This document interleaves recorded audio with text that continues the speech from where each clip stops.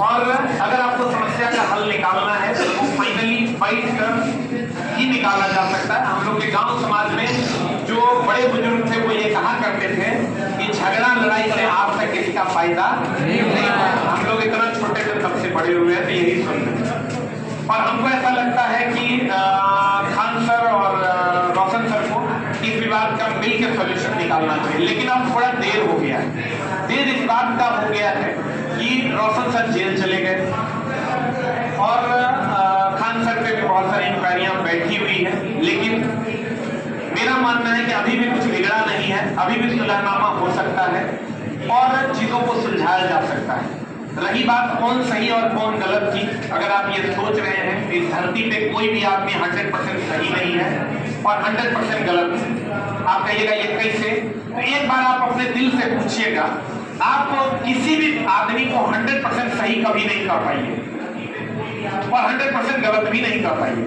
हाँ, लेकिन उस रात जो खान सर ने बयान दिया, इस बयान की हम कड़ी निंदा करते हैं और खान सर जैसे जिम्मेवार आदमी को यह बयान नहीं लेना चाहिए कि मैंने अपनी आंखों से 10 राउंड गोली चलते हुए देखा, जिस बयान पे आज वो नहीं है।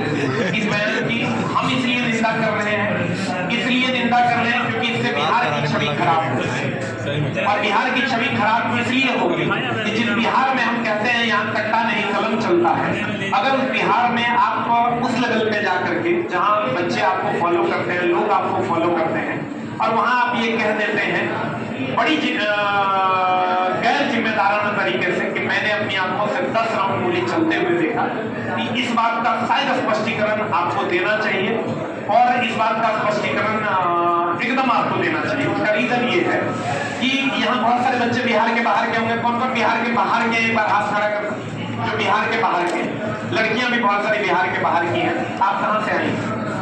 यूपी से। आप लोग को देखो वो बंगाल से आई है, झारखंड से है, बहुत बच्चे महाराष्ट्र से भी यहाँ आते हैं। होता क्या है दोस्त, तमिलनाडु से बच्चा यहाँ आता है तो हम उसको ये कहते हैं कि बच्चा तुम आने से पहले क्या सोचता था और अब क्या सोच रहा है? वो कहता है कि सर जब बिहार जाने का सोच रहे थे तो अगल बगल वालों ने मना किया कि मत जाओ बिहार, वहां गोलियां चलती है, वहां ये होता है, वहां वो होता है। वो कभी चला करता होगा, अब नहीं ऐसा होता है, अब ऐसा यहाँ नहीं होता है। हम लोग ये कहते हैं कि यहाँ आपने बड़े गैर जिम्मेदाराना तरीके से ये कह दिया कि बहुत बार बम फूटा, कितने बार एफआईआर करें। ये स्टेटमेंट भी हमको लगता है कि आपको नहीं देना चाहिए था। अब उससे नुकसान क्या है? देखिए, जो बच्चे आपसे पढ़ने के लिए बिहार के बाहर से आपके पास आना चाहते थे, हमारे पास आना चाहते थे, क्या वो बच्चे अब हिम्मत कर पाएंगे? क्या उनके माँ पिताजी हिम्मत कर पाएंगे?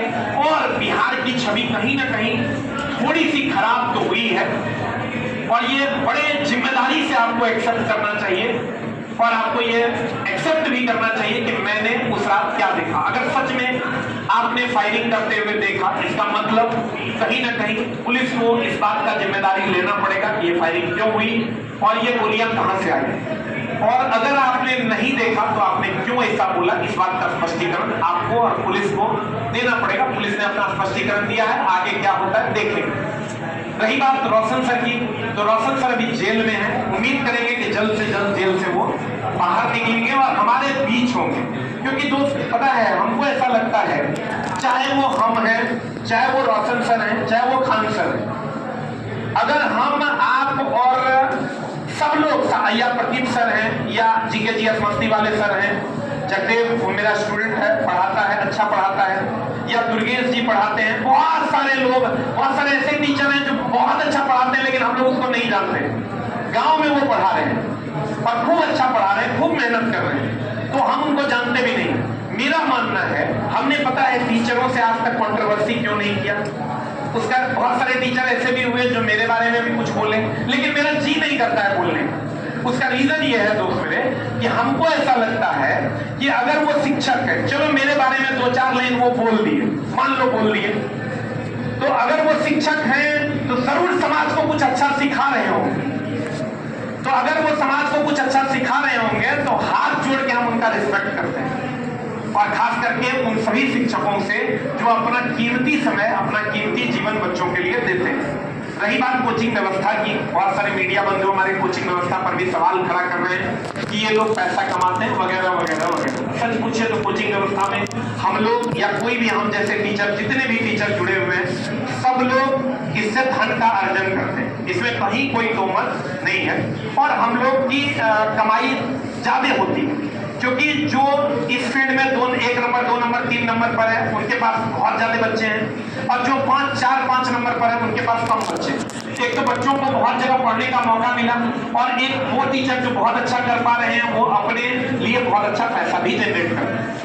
तो इसमें कहीं कोई दो मत नहीं है, और इसको हम बहुत प्यार से एक्सेप्ट करते हैं। हाँ, लेकिन हम शिक्षक हैं, हमको इसकी मर्यादा नहीं भूलनी चाहिए। ये विवाद पोस्टर से शुरू हुआ था, बैनर पोस्टर से शुरू हुआ था, और हमको ऐसा लगता है, ये मेरा अपना मानना है कि आप जैसे बड़े टीचरों को, जो कि आप लोग हैं, आप बिना पोस्टर के भी रहिएगा तो उतने बच्चा जाएगा जितना पोस्टर लगा के जाएगा। ये मेरा अपना मानना है। तो इस बात पे तो विवाद होना ही नहीं चाहिए था।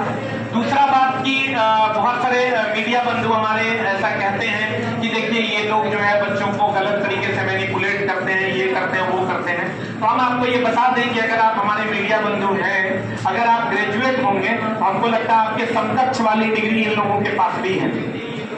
ये सारे बुद्धिजीवी हैं। कितने बच्चे इसमें ग्रेजुएट हैं?